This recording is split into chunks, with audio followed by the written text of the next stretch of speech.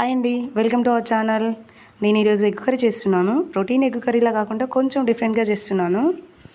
ఒక 4 ఎగ్స్ తీసుకొని బ్రేక్ చేసుకొని ఒక గిన్నెలో వేసుకోవాలి. అందులో పచ్చిమిర్చి, సాల్ట్, అల్లం పేస్ట్, కరివేపాకు, పసుపు, ధనియాల పొడి అన్నీ కలిపి బాగా మిక్స్ చేసుకోవాలి. ఒక బాక్స్ తీసుకొని అందులో ఆయిల్ వేసి ఆ బాక్స్ మొత్తం అప్లై చేసేయాలి.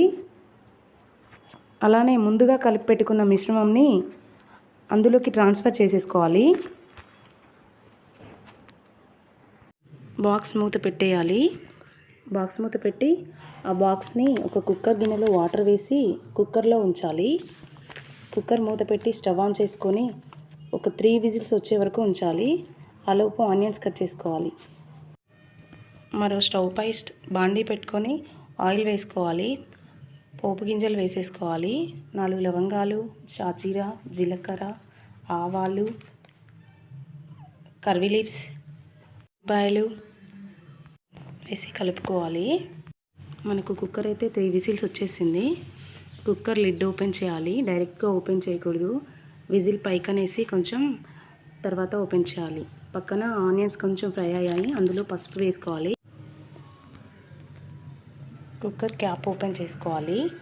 డైరెక్ట్గా విజిల్ తీయకూడదండి.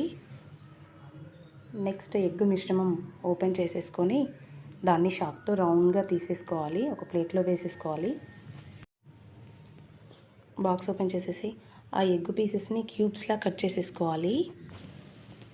ఆనియన్స్ అయితే గోల్డెన్ కలర్లోకి వచ్చేసాయి. అందులో మనం ఎగ్ పీసెస్ని వేసేసుకోవాలి. కారం ఒక 2 స్పూన్స్ వేసుకోవాలి. ఎవరి రుచికి తగినంత.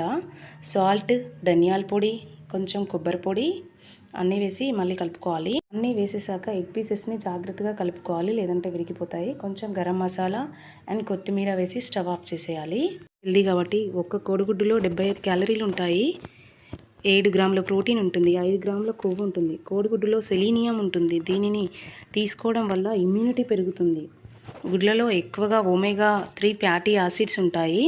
ఇవన్నీ కూడా మీ గుండె ఆరోగ్యాన్ని కాపాడుతాయి, బ్రెయిన్ని షార్ప్గా ఉంచుతాయి.